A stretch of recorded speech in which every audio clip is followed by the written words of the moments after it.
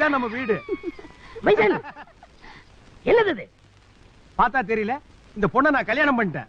பெத்த அப்ப உயிரோட இருக்கும் போது எனக்கு தெரியாம கல்யாணம் பண்ணிட்டு வந்தா என்ன அர்த்தம்?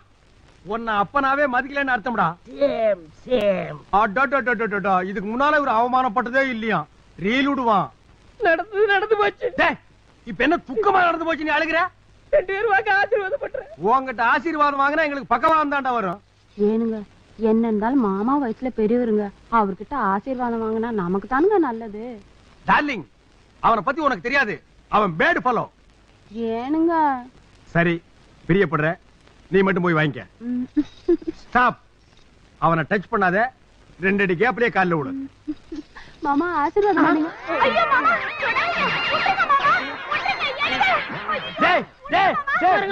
இது என் பொண்டாட்டிடா.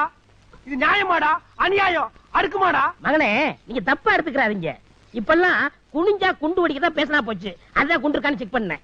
ஆமா, இவர் அயல் நாட்டு லீடரு. இவரை குண்டு வச்சு கொல்றாங்க. ஏண்டா நாய, உன்னை சாவடிக்கிறதுக்கு சேவிங் பண்ணி போட்ட பாதி பேடு பத்தாது. செய்யறது செஞ்சு போட்டு எப்படி சமாளிக்கிறான் பாரு. மருமக இடுப்பு பிடிக்கிறதே. ஐயோ, இனிமே உனக்கு இந்த வீட்டுல இடம் கிடையாது. மகனே.